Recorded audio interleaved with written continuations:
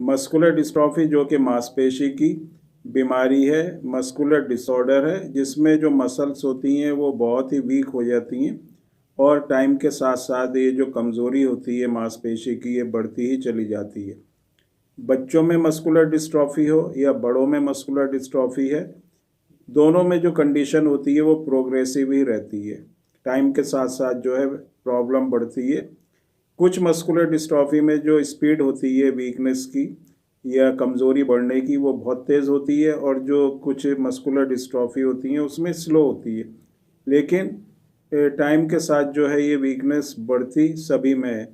कभी कभी बड़े लोगों में जो 40 साल 50 साल की जिनकी एज होती है और उनको 20 साल के आसपास जिनको मस्कुलर डिस्ट्रॉफी के सिम्टम्स दिखाई देते हैं, तो ऐसे लोगों में देखा गया है कि काफ़ी लंबे टाइम तक वो जो है सही रहते हैं, उनकी बीमारी एक जगह रुकी रहती है। लेकिन जब वो 40 या 50 साल के आसपास पहुंचते हैं तो उसके बाद जो उनकी ये बीमारी एकदम से बढ़ जाती है। इस तरह की भी कंडीशन जो है मस्कुलर डिस्ट्रॉफी में देखी जाती हैं। बच्चों में जिनमें डीएमडी होता है उसमें तो एक स्पीड के साथ ये जो प्रॉब्लम होती है ये बढ़ती ही रहती है और बहुत तेज़ी के साथ बढ़ती है, क्योंकि डीएमडी मस्कुलर डिस्ट्रॉफी में जो डिस्ट्रॉफिन प्रोटीन होता है वो बिल्कुल बनता ही नहीं है। जो जीन होती है जो इसको बनाती है वो डिलीटेड होती है, उसमें डिलीशन होता है। तो ये जब प्रोटीन नहीं बनता और जितना प्रोटीन अगर बॉडी के अंदर होता है उसको मसल्स जो हैं वो यूटिलाइज कर लेती हैं और बाकी जो है वो फिर उनके अंदर टूट फूट होने लगती है, डैमेज होने लगती है और वीकनेस जो है उनकी बढ़ती ही रहती है। लेकिन बैकर मस्कुलर डिस्ट्रॉफी में ये जो स्पीड होती है थोड़ी स्लो होती है। लिम्ब गर्डल मस्कुलर डिस्ट्रॉफी में भी थोड़ी स्लो होती है अगर हम इसको डीएमडी के कंपेयर करें तो। अब मस्कुलर डिस्ट्रॉफी क्योंकि मसल्स की वीकनेस है, तो अब हमारा जो दूसरी चीज़ होती है वो ये कि इस वीकनेस को हम किस तरह से रोकें। अगर किसी की मांसपेशी की कमज़ोरी बढ़ ही रही है और डेली एक दिन दूसरे दिन हर रोज़ जो है प्रॉब्लम बढ़ती ही जा रही है, तो पहली जो चीज़ होगी वो यही होगी इस कमज़ोरी को आगे बढ़ने से हम कैसे रोकें। एक बार जब ये जो वीकनेस है ये बढ़ना रुक जाएगी तो फिर उसके बाद उसकी कंडीशन में इम्प्रूवमेंट भी हो सकता है।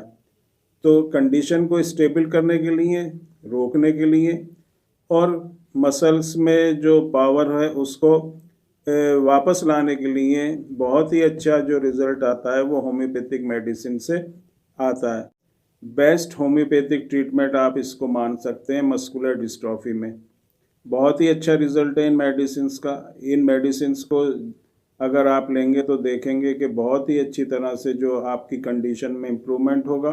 मसल्स की वीकनेस जो है वो रुकेगी, मसल्स में स्ट्रेंथ आएगी, मसल्स आपकी जो है रिपेयर होंगी, रिवाइव होंगी और उसके साथ जो है मसल्स में ताकत आएगी, पावर आएगी।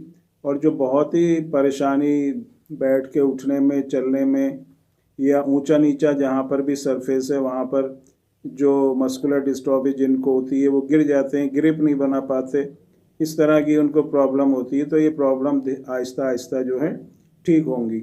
आहिस्ता आहिस्ता जैसे जैसे मेडिसिन आप लेते रहेंगे कंडीशन में इम्प्रूवमेंट होता चला जाएगा। दूसरी जो चीज़ होती है, जो ऑयल होता है, जो तेल होता है वो नाभि में डालने के लिए, उसको देने से भी बहुत ही अच्छे रिज़ल्ट मिलते हैं। तो मस्कुलर डिस्ट्रॉफी की मेडिसिन ओरली और जो नाभि में जो ऑयल होता है दोनों का कॉम्बिनेशन लेने से बहुत ही अच्छे रिज़ल्ट जो है मस्कुलर डिस्ट्रॉफी में मिलते हैं। मसल्स की कमज़ोरी दूर होती है, मसल्स में पावर आती है, स्ट्रेंथ आती है और आगे जो मसल्स की वीकनेस होती है वो रुक जाती है और कंडीशन में बहुत इम्प्रूवमेंट होता है और कंडीशन नॉर्मल की तरफ आने लगती है।